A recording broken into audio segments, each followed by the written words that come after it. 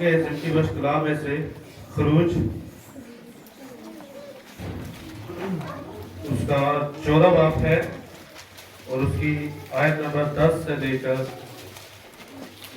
آیت نمبر 15 تک پڑھیں گے، اس کی تلاوت کریں گے۔ خدا کے کلام میں سے خدا کے کلام میں جو لکھا ہے، خروج اس کا 14 باب ہے، اس کی 10 سے 15 آیت تک خدا کے کلام کی تلاوت کریں گے۔ خدا کے کلام میں لکھا ہے، اور جب فرعون نزدیک آ گیا تب بنی اسرائیل نے آنکھ اٹھا کر دیکھا کہ مصری ان کا پیچھا کیے چلے آتے ہیں، اور وہ نہایت خوف زدہ ہو گئے۔ تب بنی اسرائیل نے خداوند سے فریاد کی اور موسیٰ سے کہنے لگے، کیا مصر میں قبریں نہ تھیں جو تو ہم کو وہاں سے مرنے کے لیے بیابان میں لے آیا ہے؟ تو نے ہم سے یہ کیا کیا کہ ہم کو مصر سے نکال لایا؟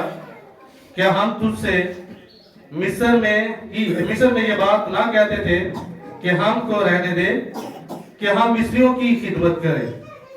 کیونکہ ہمارے لیے مصریوں کی خدمت کرنا بیابان میں مرنے سے بہتر ہوتا۔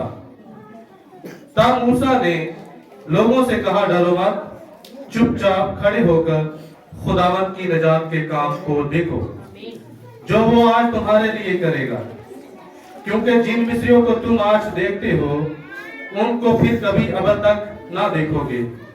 خداوند تمہاری طرف سے جنگ کرے گا اور تم خاموش رہو گے۔ اور خداوند نے موسیٰ سے کہا کہ تو کیوں مجھ سے فریاد کر رہا ہے؟ بنی اسرائیل سے کہہ کہ وہ آگے بڑھے۔ خداوند کے کلام کے پڑھے، سنے جانے پر خداوند کی برکت ہو۔ مہربان خدا کا تیری شکر گزاری کرتا ہوں آج کے خوبصورت وقت کے لیے، خداوند تیرے زندگی بخش کلام کے لیے جو خداوند تو نے آج ہم کو دیا ہے۔ تو خداوند قادر مطلق خدا، جتنے تیرے بچے تیری آواز کو سننے کے لیے تیرے پاس ہے، چاہتا خداوند تم سے بات کر۔ خداوند ہم تیرے کلام کو انسانی عقل کے ساتھ نہیں سمجھ سکتے، خداوند تیری حکمت تیرا فہم مانگتے ہیں سب کے لیے۔ یہاں پاک خدا تو ہم سے بات کر۔ ایک انسان کا بولنا بے اثر ہوتا ہے، خداوند جب تو بات کرتا ہے زندگیاں بدلتی ہیں، لوگ برکت کو حاصل کرتے ہیں۔ خداوند تو آج پھر ہم سے بات کر تاکہ خداوند ہم تجھ سے برکت کو لے۔ میرا خدا تو بڑی برکت دے، عبادت کے شروع سے آخر تک رہنمائی کر، مسیح یسوع کے نام سے۔ بیٹھ جائے صاحب۔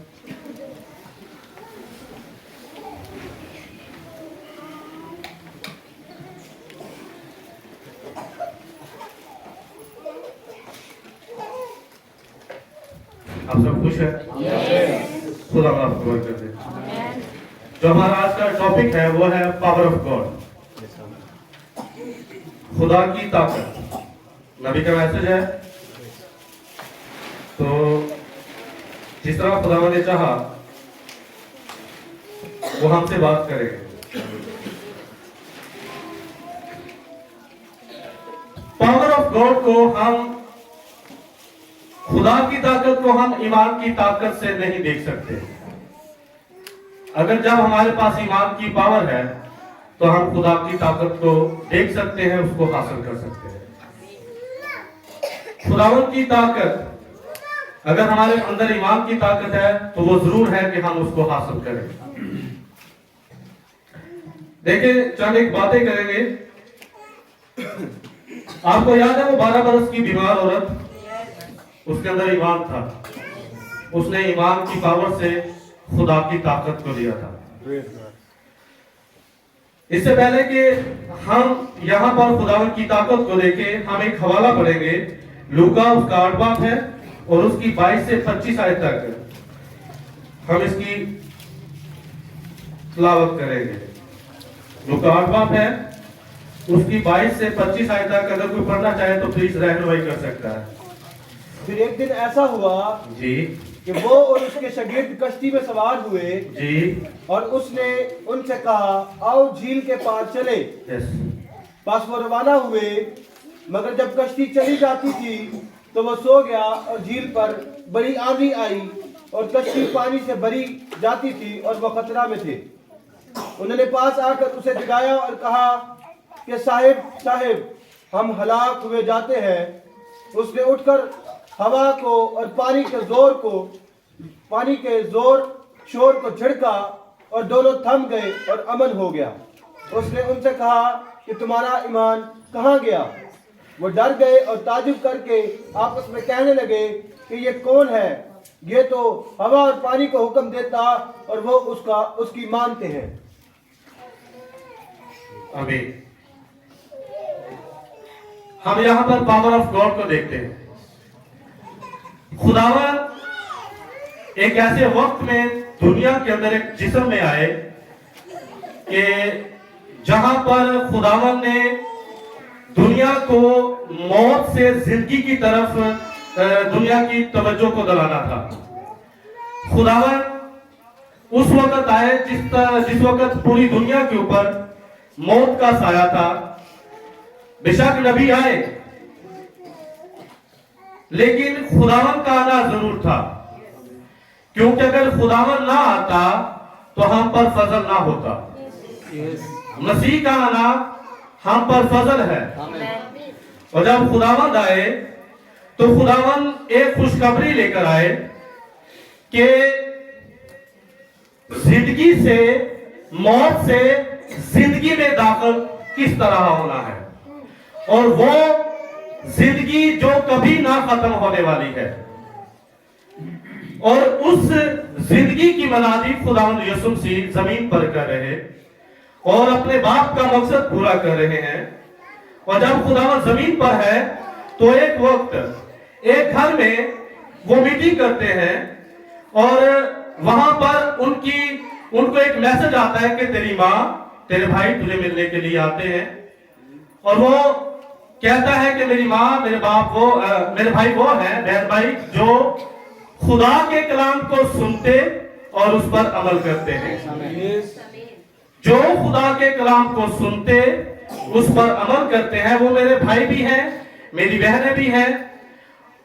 तो खुदावन जब ये मीटिंग कर रहे हैं, रात का वक्त है, सारी रात खुदावन ने खिदमत की और खिदमत करते करते वो थक गए हैं, कश्ती में है। सुबह हुई और उन्होंने कहा कि आओ झील के पार चले। जब झील के पार चलने के लिए वो कहते हैं तो कश्ती में आकर वो थके हुए सो जाते हैं। जब कश्ती के पीछे वो सोते हैं तूफान आ जाता है। खुदा का झील के पार जाने का एक मकसद है। खुदावन क्यों झील के पार जा रहे हैं? खुदावन ने सारी रात खिदमत की है, मनादी की है, अपने बाप की मर्जी को पूरा किया है, खुशखबरी को लोगों तक पहुंचाया है। और फिर अचानक खुदावन कहते हैं कि आओ झील के पार चले। क्यों? झील के पार जाने का खुदावन का क्या मकसद है? झील में जब कश्ती में बैठते हैं, झील में तूफान आ जाता है। आप सब मैसेज बिलीवर हैं, आप जानते हैं कि वो तूफान किस वजह से आया, किसने तूफान को बर्पा किया। आप जानते हैं कि वो सारा जो मामला, जो तूफान झील में बर्पा हुआ, वो इब्लीस की तरफ से था। इब्लीस क्यों रोकना चाहता था खुदावंद को? एक शख्स है जो झील के पार है, गरासीनियों के इलाका में है, जिसके अंदर लश्कर है और वो लश्कर उसको परेशान करता है। वो एक अच्छा शख्स था, उसकी फैमिली थी, उसके बच्चे थे और वो घर में खुश था। अपनी फैमिली में वो बहुत अच्छी जिंदगी, खुशगवार जिंदगी बसर करता था। लेकिन अचानक वो अपने दोस्तों में बैठा है।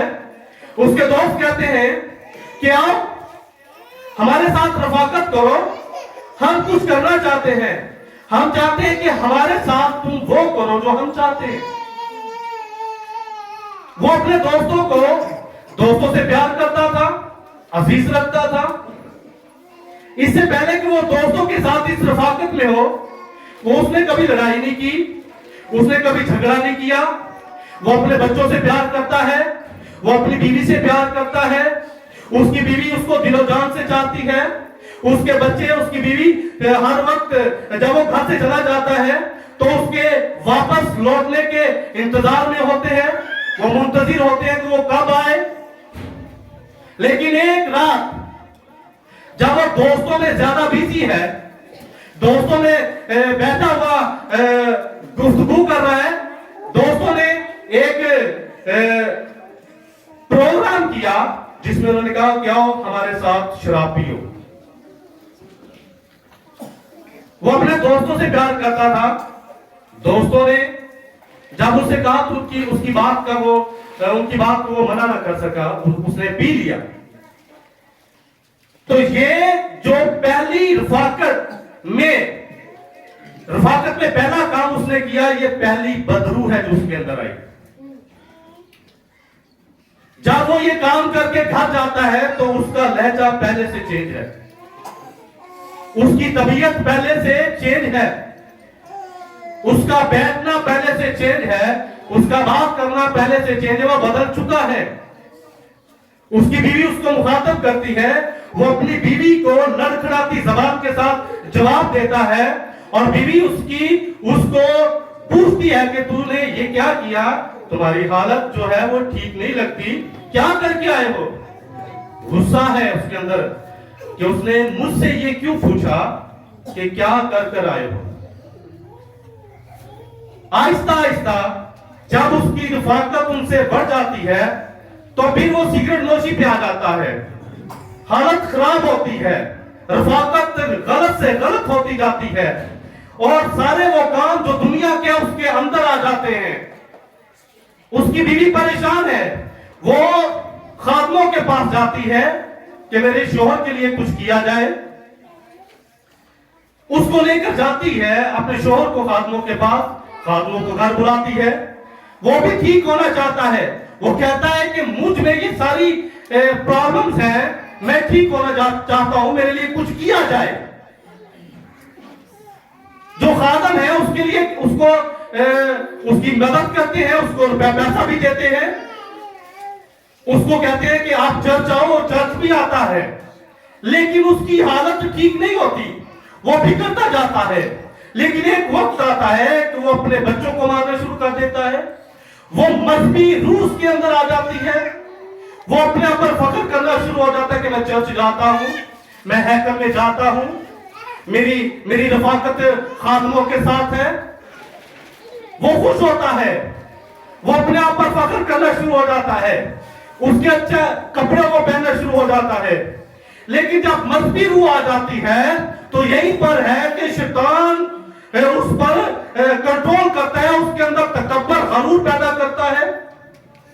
तो फिर शैतान उसके अंदर घर कर लेता है, वो अपनी बीवी को मारता है, बच्चों को मारता है, बच्चे खौफजदा है, बीवी खौफजदा है, बीवी उससे जितना प्यार करती थी उससे ज्यादा डरती है, बच्चे जितना उससे साथ लिपटते थे, दौड़ते थे, अब उससे पीछे हटते हैं। जब वो घर आता है तो उसके बच्चे कब्रों में चले जाते हैं, उससे खौफजदा है। अब लोग देखते हैं कि ये बहुत तशद्दुद करता है, लोग उसको पकड़ लेते हैं, उनको पता चलता है कि इसकी जो दिमागी तवाज़ुन है ये ठीक नहीं है, उसको संगलों से जड़ दिया जाता है, वो संगल तोड़ देता है, उसके अंदर इतनी पावर, इतनी ताकत आ जाती है, उसको वो सारे संगल तोड़कर भाग जाता है।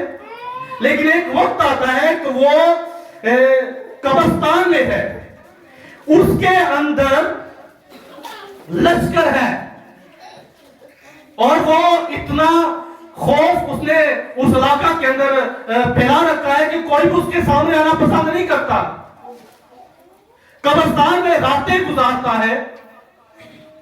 लेकिन एक वक्त है कि वो एक टाइम है कि उसके अंदर खुदावन एक तहरीक पैदा करता है, शैतान की तासीरें उसको छोड़ दी है थोड़ी देर के लिए, तो वो खुदावन की हजूरी में है। वो कहता है खुदावन मुझे तेरी जरूरत है, शैतान मुझे परेशान करता है, मैं कब से ठीक होना चाहता हूं, खुदावन तू जानता है। खुदावन देख, मैं बहुत सारे लोगों के पास गया हूं, खातमों के पास गया हूं, काहिनों के पास, फकीर फरीसियों के पास गया हूं, खुदावन किसी ने मेरी मदद नहीं की, वो मदद जो मुझे चाहिए थी। लोगों ने पैसा दिया है, सब कुछ किया है, लेकिन जिस चीज की मुझे जरूरत थी खुदावन वो किसी ने नहीं दी। खुदावन जिस चीज की मुझे जरूरत है वो तू है खुदावन। खुदावन मुझे तेरी जरूरत है, मुझे तेरी मदद चाहिए खुदावन, तू मेरी मदद के लिए आ। खुदावन मैं इस हालत में नहीं रहना चाहता, खुदावन मैं आजाद होना चाहता हूं। वो दुआ करता है, वो दुआ कर रहा है, लेकिन उधर खुदा ने कश्ती में सुन ली दुआ। खुदा ने उसकी, खुदा ने कश्ती में दुआ सुनी।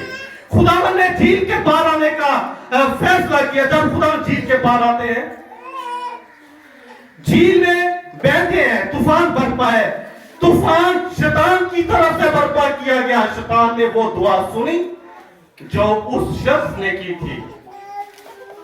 शैतान जानता था कि जब यीशु ने फैसला किया झील के पास जाने का, तो खुदावंद यीशु मसीह किस मकसद के लिए झील के पास जा रहे हैं, शैतान जानता था। तो शैतान ने खुदावंद यीशु मसीह को और उसके शागिर्दों को झील के अंदर खत्म करने का प्लान किया और रोकने की कोशिश की। वो चाहता था कि यही रुक जाए या उनको खत्म कर दिया जाए, ताकि यीशु जो है वो झील के बाहर न जा सके। अगर यीशु झील के पार चला गया तो इसके अंदर वो पावर है, इसके अंदर वो कुव्वत है कि वो घर को खाली करा सकता है जहां पर मेरा घराना रहता है। शैतान जानता था और खुदा ने उस शैतान की सारी पावर को, उस तूफान को जो उसने बर्पा किया था, डांटा। वो थम गया, लेकिन एक पावर उस शख्स के अंदर है जो गरासीनियों के इलाके के अंदर है। वो ईमान की पावर है। उसने ईमान के साथ दुआ की, ईमान की रोशनी उसके अंदर पाई जाती थी। अगर ईमान की रोशनी उसके अंदर ना पाई जाती तो वो शैतान के शिकंजे में रहना पसंद करता। वो अपनी जिंदगी उस शैतान की मर्जी के साथ बसर करना पसंद करता। वो उसका गुलाम रहना पसंद करता। वो कभी आजाद ना होना चाहता, लेकिन वो चाहता था कि शैतान से आजाद हो, शैतान पर गलबा आए। लेकिन तब तक वो गलबा नहीं आ सका जब तक खुदा उसकी मदद के लिए वहां पहुंच ना गया। उसने ईमान की पावर को इस्तेमाल किया, ईमान की रोशनी उसके अंदर पाई जाती थी। ये तासीरें आने से पहले भी वो ठीक होना चाहता था। ईमान उसके अंदर था, वो चाहता था कि वो ठीक हो, लेकिन ईमान की रोशनी उसके अंदर कायम थी। दुश्मन जितना मर्जी पावरफुल हो, दुश्मन जितना मर्जी ताकत वाला हो, वो आपको प्रेशराइज करे, आपके चौकित वो मुसीबतें परेशानियों का घेरे को तंग कर दे, लेकिन आपका ईमान उन सारी परेशानियों को तोड़ने की कुदरत रखता है। आमीन। आपका ईमान खुदा की पावर को रिसीव करने की कुदरत रखता है। आपका ईमान जो है वो खुदा की पावर को देखने के देख सकता है। आप ईमान की पावर से खुदा की पावर को हासिल कर सकते हो। अगर आपके अंदर ईमान नहीं है, ईमान की पावर नहीं है, तो तब तक आप खुदा की पावर को नहीं देख सकते। आपका ईमान खुदा की पावर को जाहिर करेगा। आपके ईमान के साथ खुदावन अपनी पावर को आपके ईमान के साथ जाहिर करेगा। जब तक ईमान नहीं है तब तक आप खुदावन की पावर को नहीं देख सकते। 12 साल की बीमार औरत है, उसके पास रुपए पैसा था, उसके पास अजीजों कारब थे।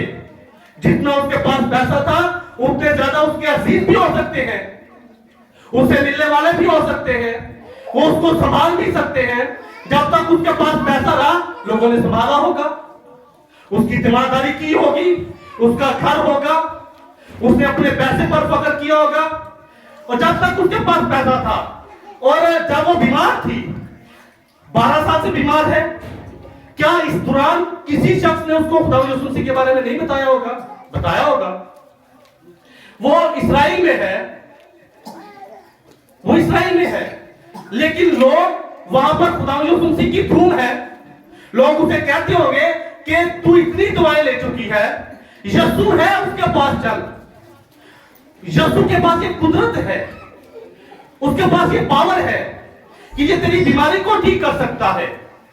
लोग उसको मशवरा देते होंगे, لیکن وہ کہتی ہوگی کہ میں نے اس کو کبھی ہیکل میں نہیں دیکھا. اگر وہ یہ سارے کام کرتا ہے تو ہیکل میں آنا اس کا ضروری ہے, کیونکہ ہیکل سلیمان نے تیار کی ہے.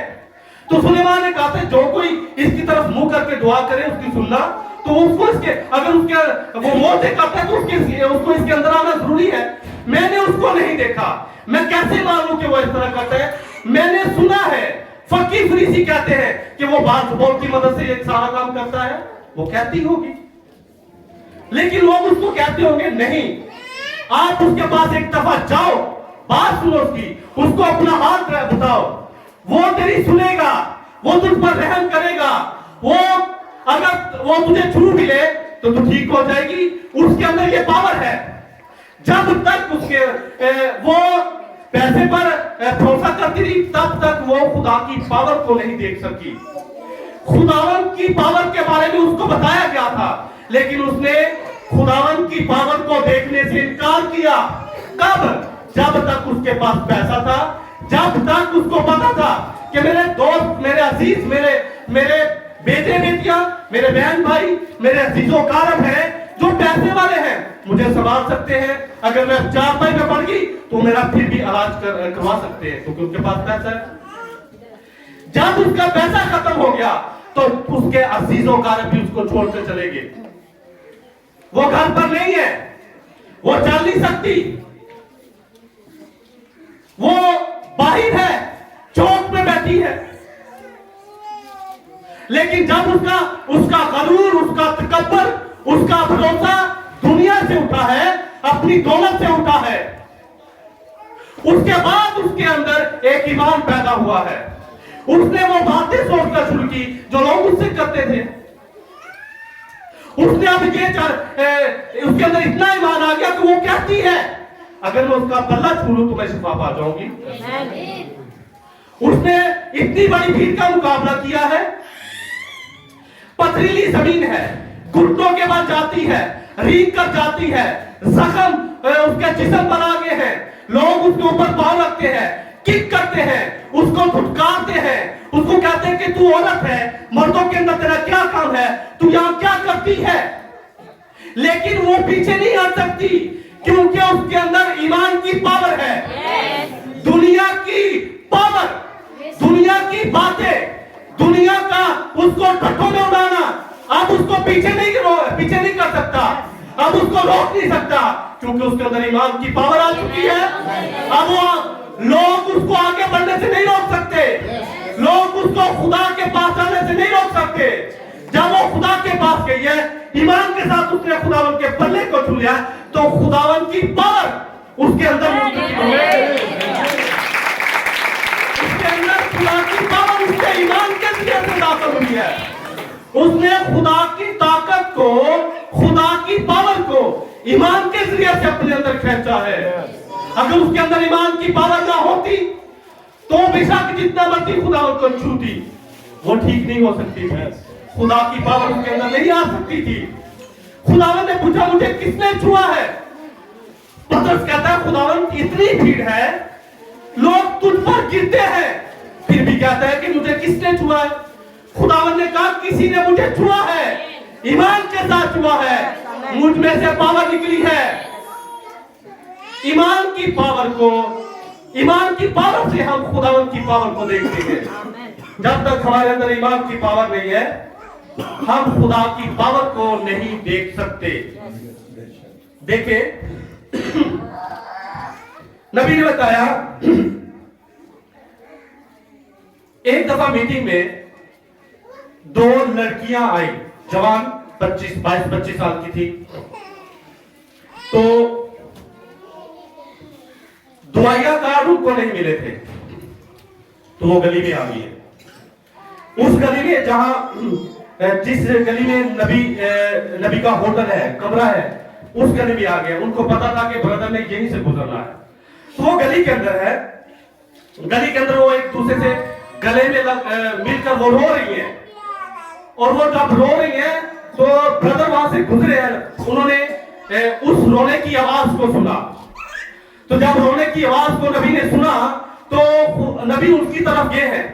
تو انہوں نے کہا, نبی نے کہا کہ میں خادم ہوں, اور اگر آپ برا محسوس نہ کریں تو کیا میں آپ کی پریشانی جان سکتا ہوں؟ اس نے کہا برادر برنم ہماری یہ پرابلم ہے. نبی نے کہا کہ وہ مجھے جانتی تھی. انہوں نے کہا کہ ہم عبادت میں گئے ہیں, دعائیا کارڈ ہمیں نہیں ملے. نبی نے کہا کہ پرابلم کیا ہے؟ انہوں نے کہا کہ یہ میری دوست ہے, کزن ہے, جو بھی انہوں نے بتایا. کہتے کہ اس کو یہ بیمار ہے. نبی نے کہا بیماری کیا ہے؟ وہ کہتے کہ ذہنی طور پر بیمار ہے. تو جب نبی ان سے بات کرے تو خداوند نے رویا دکھائی. تو جب خداوند نے رویا دکھائی نبی کو, تو نبی نے ان سے بات کرنا شروع کی.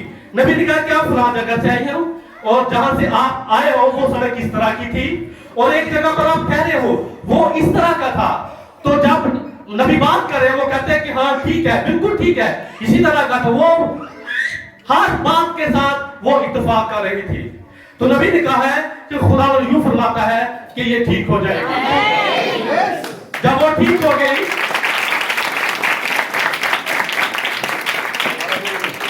ان کے اندر ایمان کی پاور تھی. اگر ان کے اندر ایمان کی پاور نہ ہوتی, دعائیں کارڈ بھی لیتے, وہ جا سکتے تھے. وہ کہتے تھے ہم یہاں پر ہیں, ہماری عزت نہیں کی گئی, ہمیں دعائیں کارڈ نہیں دیے گئے, ہم نے منت کی ہے, سماجت کی ہے, ہم نے بہت ساری ریکویسٹ کی ہے, لیکن کسی نے ہماری نہیں سنی.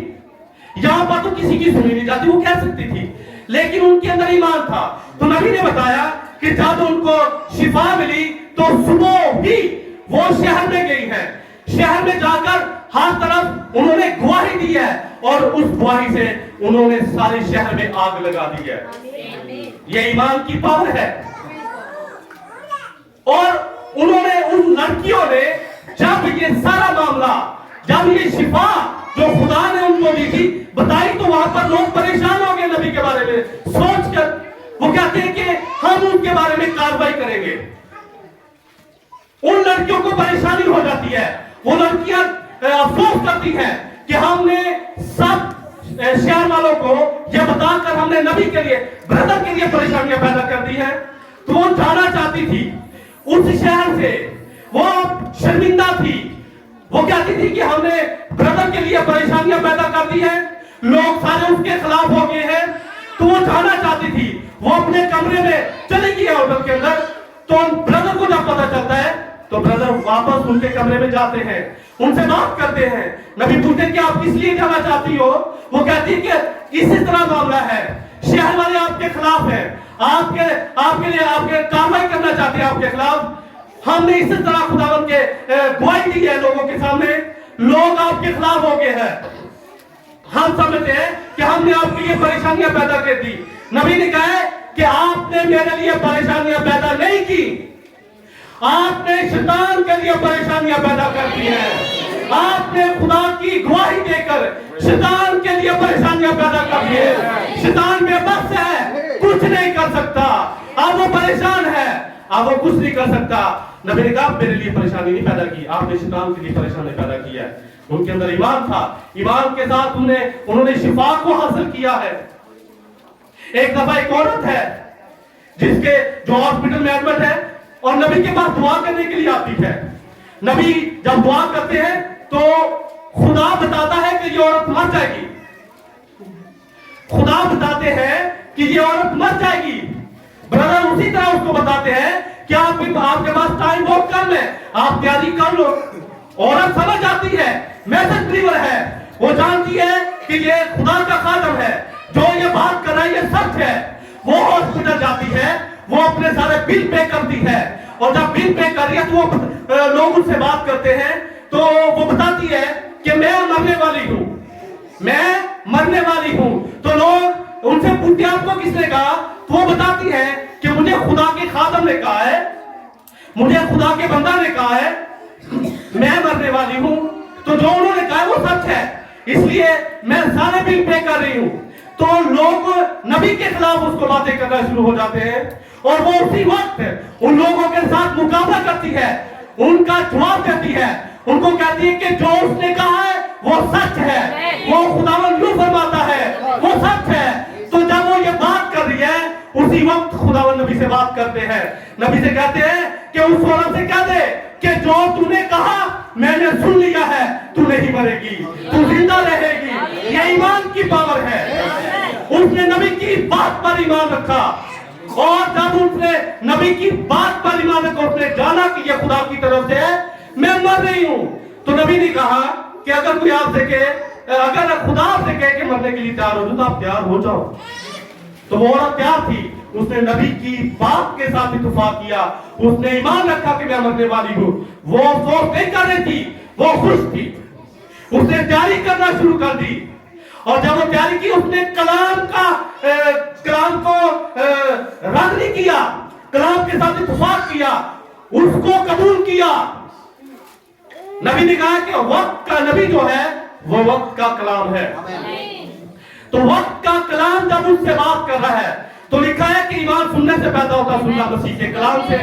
जो वक्त का कलाम बोलता है उस औरत से कि तू मरने वाली है, तो वो उस कलाम को, जो वो कलाम प्रीच कर रहा होता है, कलाम बोलता है, कलाम से कलाम निकलता है, तो आगे जब कलाम होगा तो उस कलाम को कबूल करेगा।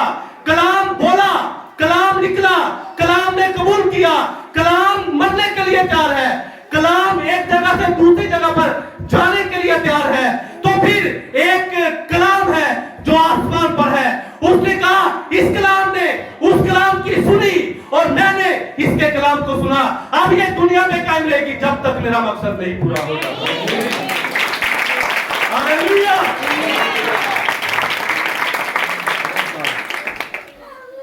जब कलाम बात करता है तो कलाम सुनता है, समझता है। हालेलुया। दानियल के लिए बहुत सारे जाल बिछाए गए थे, बहुत सारे लोगों ने जाल बिछाया, और वो जानते थे कि ये हवा खुदा की इबादत करता है। लेकिन देखिए, बहुत सारे लोगों ने एक शख्स के लिए एक कानून पास करवाया कि ये बादशाह के अलावा और किसी के आगे सजदा न करे। वो जानते थे कि दानियल दिन में 3 दफा खिड़की खोलकर यरूशलेम की तरफ, हैकल की तरफ ये मुंह करता है और दुआ करता है। बाइबल जब हम पढ़े तो दानियल के खिलाफ जब कानून पास कर दिया जाता है, तो दानियल को जब पता चलता है कि दस्तखत हो चुके हैं, बादशाह ने दस्तखत कर दी है उस कानून पर कि बादशाह के अलावा किसी को सजदा नहीं किया जाता, कोई नहीं कर सकता। अगर कोई बादशाह के अलावा किसी को सजदा करे तो उसको शेरों की गार में फेंक दिया जाए। दानियल को जब यह पता चलता है तो वो खुश होकर जाता है अपने कमरे में, खिड़की खोलता है, दुआ करना शुरू हो जाता है। कानून पास कर होने के बाद वो फिर जाता है, दुआ करता है। लेकिन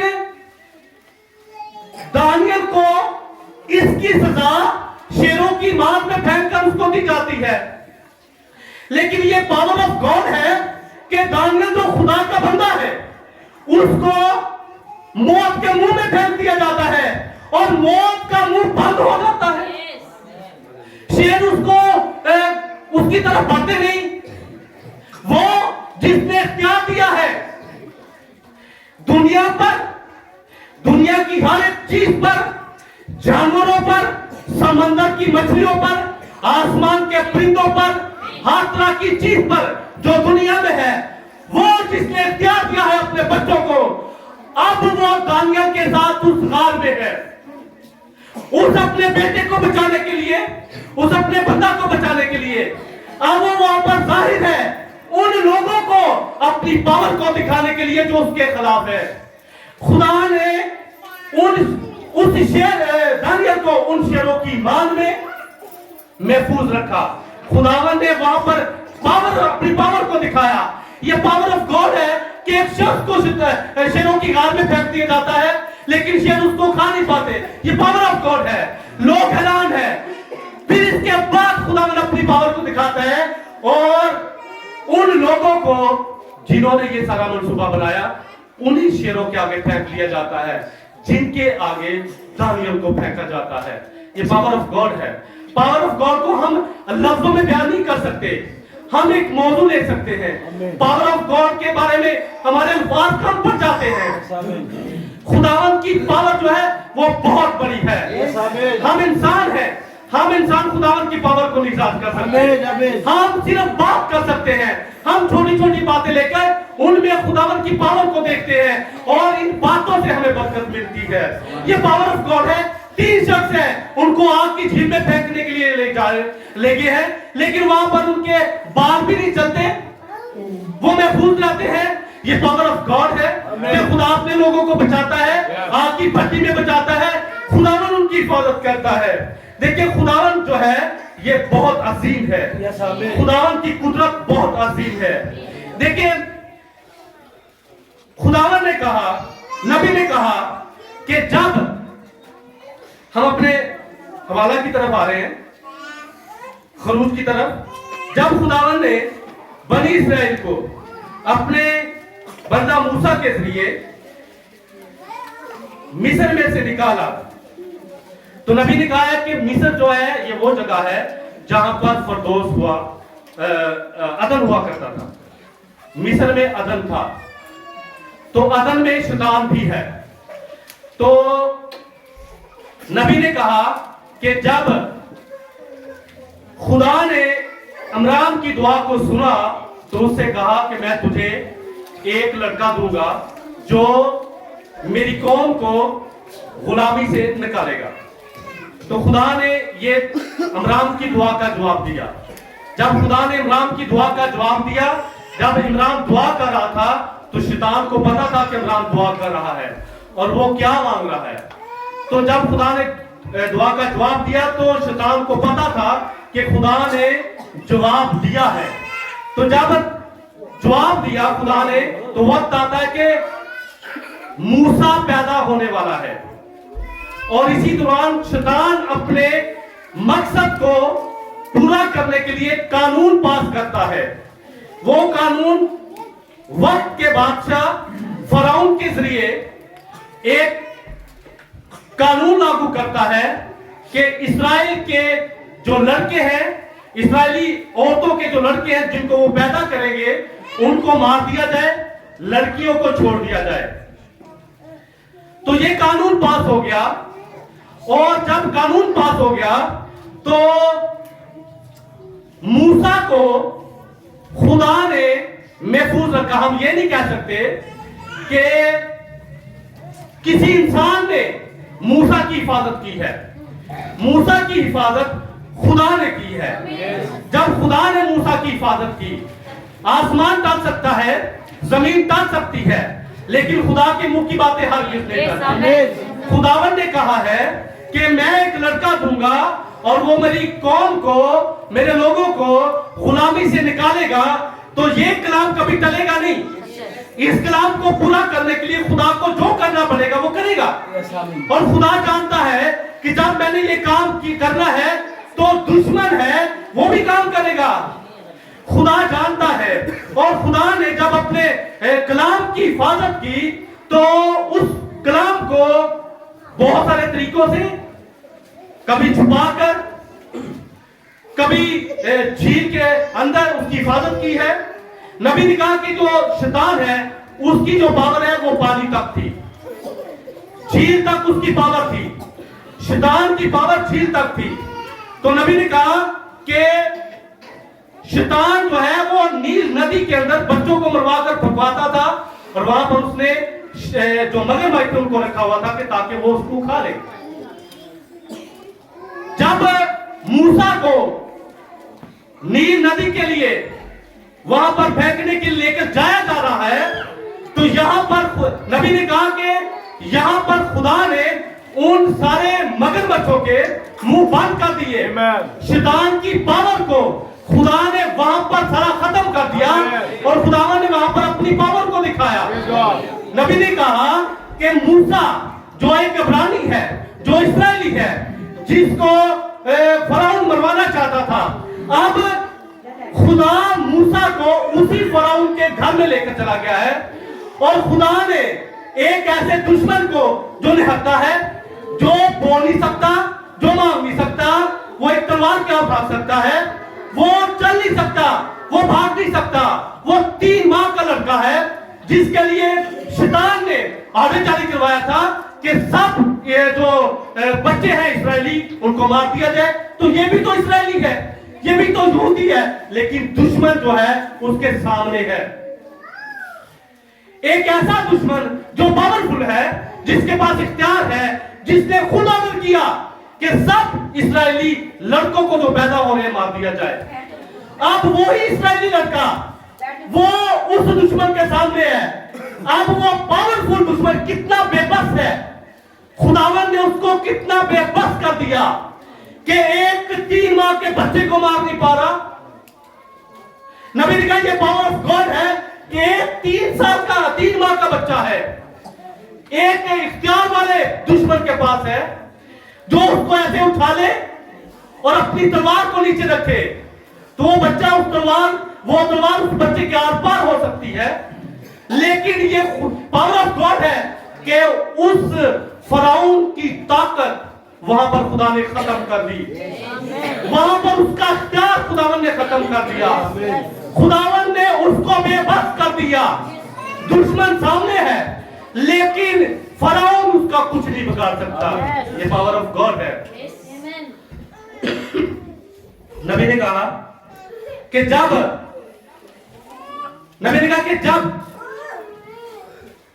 اگر کوئی بیمار ہے، جب کوئی بیمار ہو تو خدا میڈیسن کے ذریعے اس کو شفا نہ دے، دعائیں بہت کی جائے، دعا کا جواب نہ دیا جائے. تو اگر اچانک آپ کا درد جاتا رہے تو آپ کو کیسا فیل ہوگا؟ نبی نے کہا کہ خدا پہلے ہونے دیتا ہے کہ اس کے جو بچے ہیں وہ مصیبت میں پڑ جائیں. خدا ہونے دیتا ہے کہ اس کے جو لوگ ہیں اس کے اوپر بیماری بڑھتی جائے. خدا کے جو لوگ ہیں وہ اس حد تک آزمائش میں چلے جائیں کہ وہ چلنے سے قاصر ہو. خدا وہاں پر کیا کرنا چاہتا ہے؟ نبی نے کہا کہ خدا وہاں پر اپنی محبت کو ظاہر کرنا چاہتا ہے. نبی نے کہا کہ یہ خدا اپنی محبت کو تب ظاہر کرے گا جب ہر طرف سے آپ کو انکار ہو جائے گا، جب ہر ڈاکٹر آپ کا علاج کرنے سے انکار کر دے گا، جب ہر طرح کی دعا کا جواب آپ کو ملنا بند ہو جائے گا.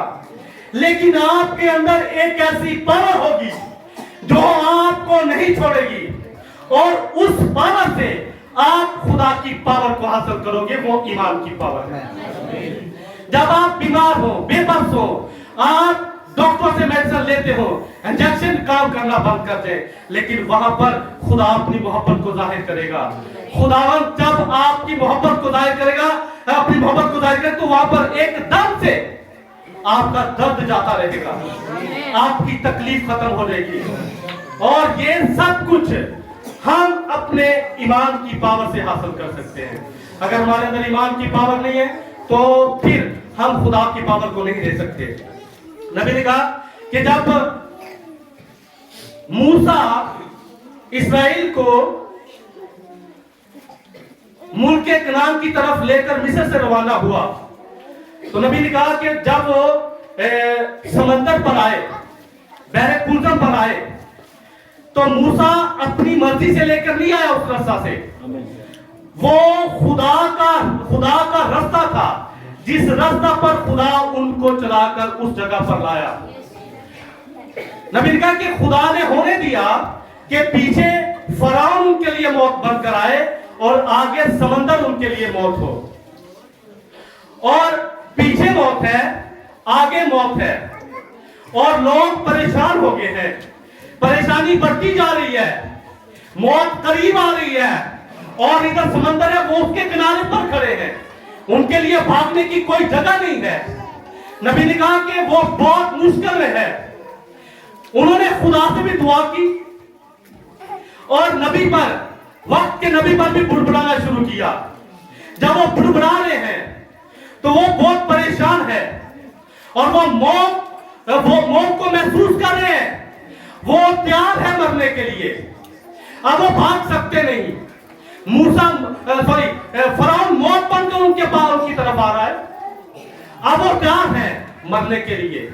لیکن نبی نے کہا کہ یہ یہاں پر خدا اپنی محبت کو ظاہر کرتا ہے کہ موت ان کے سر پر منڈرا رہی ہے, بھاگنے کا راستہ ان کے پاس نہیں ہے.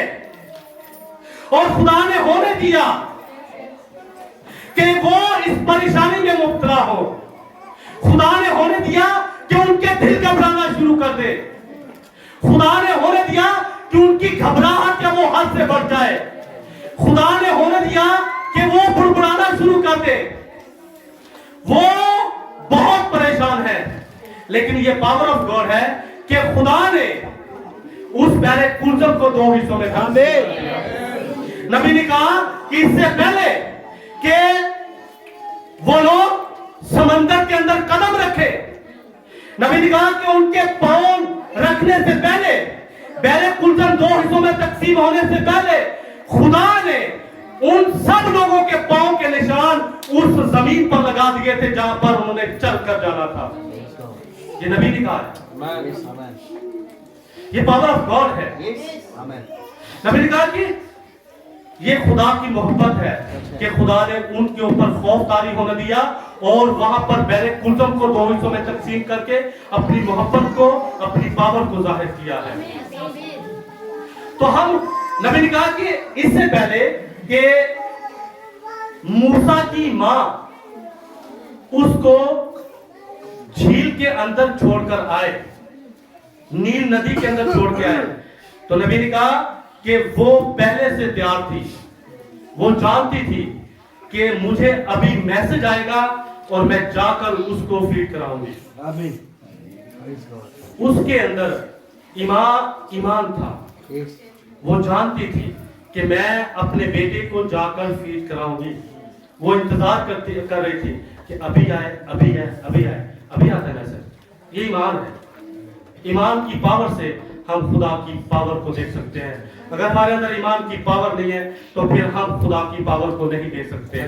دیکھیں, دیکھنا ایمان کی پاور, اگر ہمارے اندر ایمان ہے تو خدا کی پاور کو ہم اپنے اندر کھینچ لیتے ہیں, تو ہم خدا کی زندگی کو اپنے اندر کھینچتے ہیں.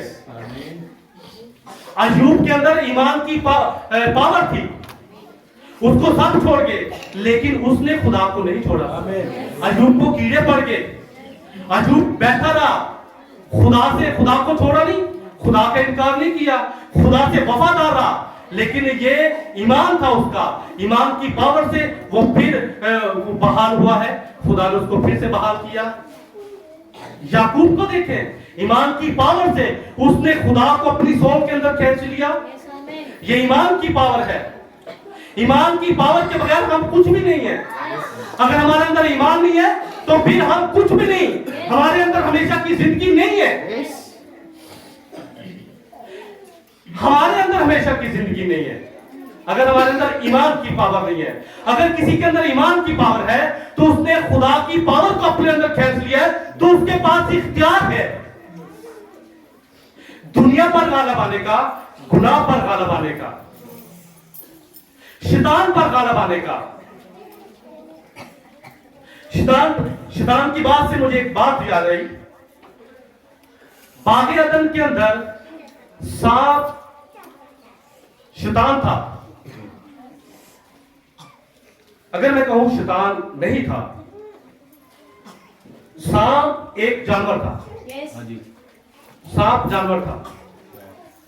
باغ عدن کے اندر سانپ ایک جانور تھا. اس کا نام سانپ کیوں رکھا گیا؟ چلاک تھا. سانپ کا نام آدم نے رکھا, تو آدم نے اس کا نام سانپ کسی وجہ سے رکھا ہے. جب میں نے سانپ پر کچھ ڈھونڈنا شروع کیا موسم کے ساتھ مل کر, تو اس کی اردو میں ہمیں کچھ نہیں ایسا خاص ملا. جب ہم نے اس کو عبرانی میں دیکھا تو 3 علامتیں نظر آئی. ایک حکمت ہے, ایک اسرار ہے اور ایک طاقت ہے. یہ سانپ کی علامتیں ہیں. اور جب ان علامتوں کو ہم نے دیکھا تو پھر میں نے اصرار پر ہم نے کافی دیکھتے رہے کہ اصرار کیا ہے.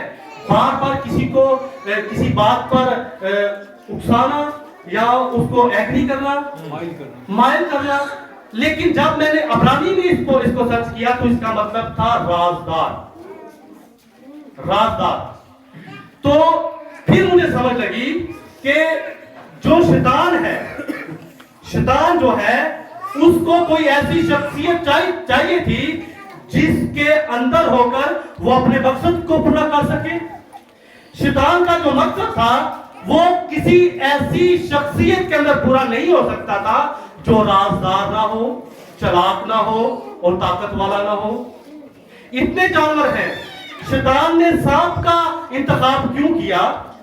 شیطان نے سانپ کا انتخاب اس لیے کیا کیونکہ وہ رازدار تھا.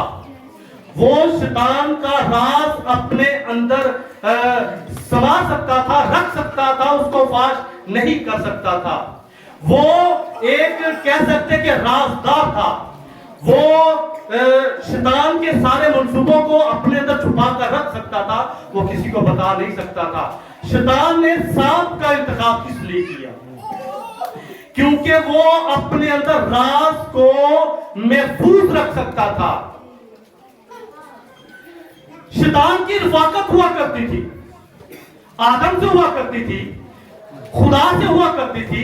وہ باغ عدن کے اندر رہتا تھا. وہ باغ عدن کے بھائی تو نہیں تھا, وہ سب ملا کرتے تھے.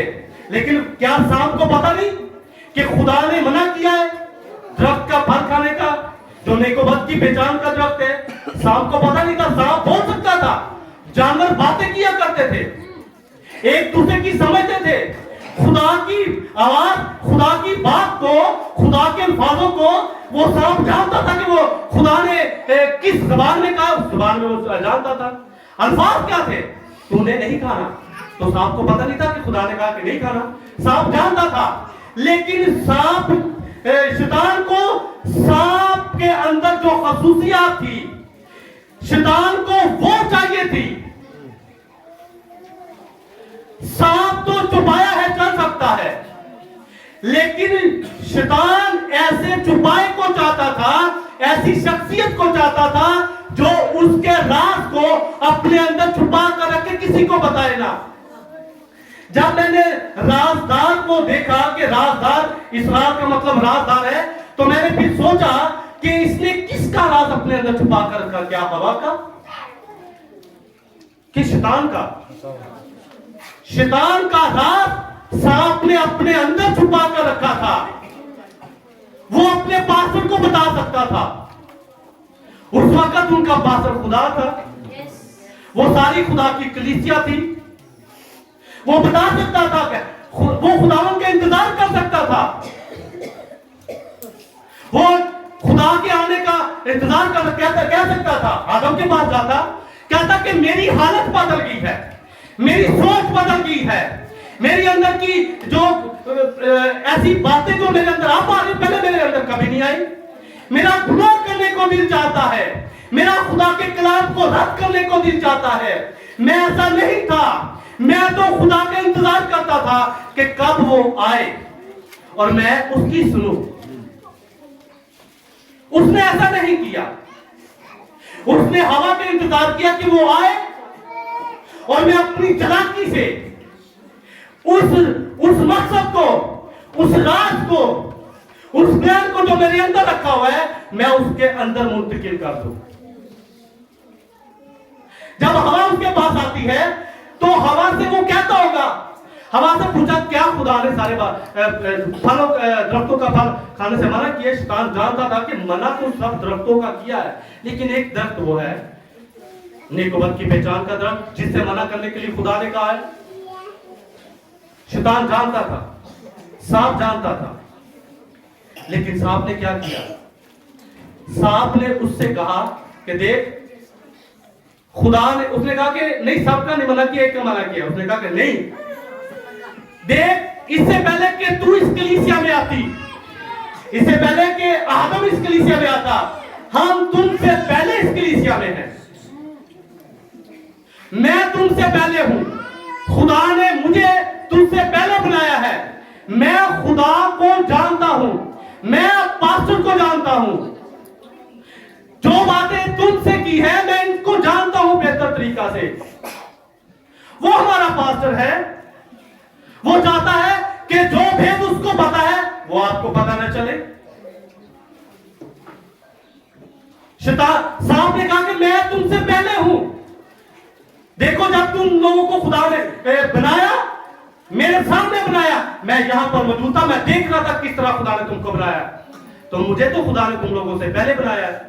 मैं तुम लोगों से ज्यादा रफाकत खुदा से कर चुका हूं, तुमसे ज्यादा बातें खुदा मुझको बता चुका है, मैं जानता हूं। खुदा चाहता है, क्या ये सांप का अपना प्लान था? ये खुदा का सांप का अपना प्लान नहीं था, ये शैतान का प्लान था, ये शैतान का मकसद था, ये शैतान का वो राज था जो उसने सांप के अंदर रखा। और ये बातें सांप की अपनी नहीं थी, ये तो शैतान की बातें थी जो सांप के अंदर रहकर वो कर रहा है।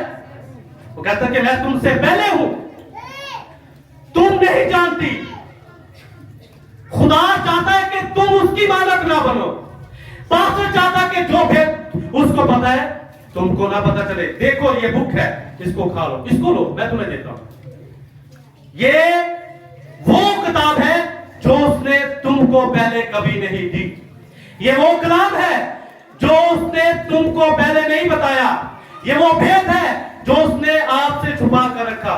ये वो सांप कहता होगा हवा से, लेकिन जब ये बातें हवा से की तो वो बहक गई।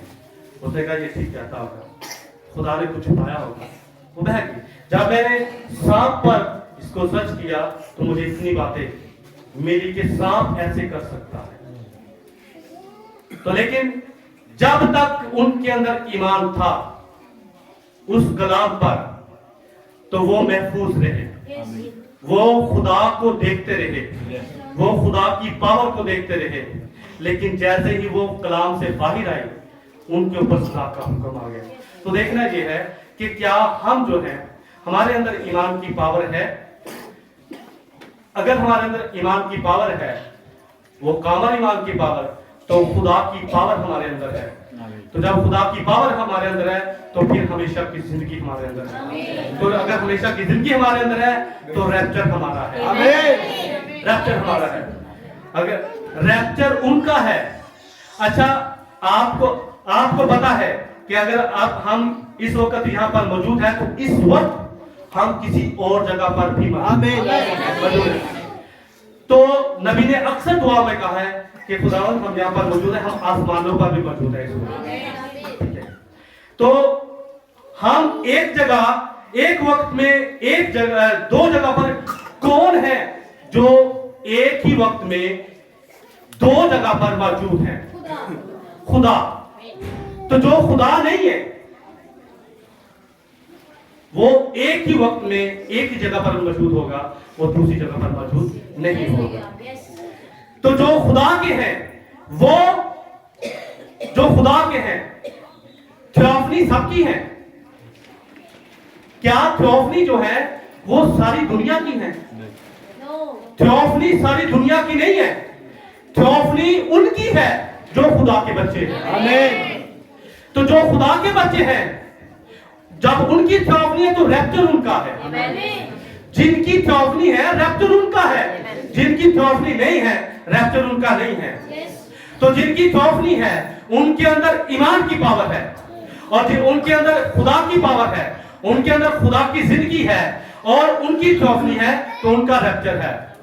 तो जो आप यहाँ पर बैठे, आपने देखना है कि हमारी थियोफनी है, हमारी थियोफनी है कि नहीं है? हम एक ही वक्त में दो जगह पर मौजूद होंगे अगर थियोफनी है हमारी। तो अगर हमारी थियोफनी है तो हम जाहिर करेंगे कि हमारी है। हमारी थियोफनी है तो हमारे अंदर ईमान भी है। ईमान किस पर है? खुदावंद के कलाम पर। हम इसकी किसी भी बात को नहीं रद्द करेंगे। हम इसके लिए हम दुनिया को छोड़ सकते हैं लेकिन इसको नहीं छोड़ सकते। इसलिए देखना यह है कि हमारे अंदर ईमान की पावर है कि नहीं है। हमारे अंदर अगर ईमान की पावर है तो खुदा की पावर हमारे अंदर मौजूद है। अगर हम ईमान की पावर से खुदा की पावर को کھینچ لیں گے تو پھر ہم ثابت کریں گے کہ ہم اس کے بچے ہیں. ہم اگر کہیں ہمارے اندر ایمان ہے دعا کریں, لیکن ہماری دعا میں وہ چیز نہ پائی جائے جس کو خدا چاہتا ہے, جو خدا کی ریکوائرمنٹ ہے, تو پھر ہم جھوٹ بولتے ہیں, ہماری دعا میں اثر نہیں ہے. ٹھیک ہے, تو دیکھنا ضرور ہے کہ کیا ہمارے اندر ایمان کی پاور ہے کہ نہیں ہے.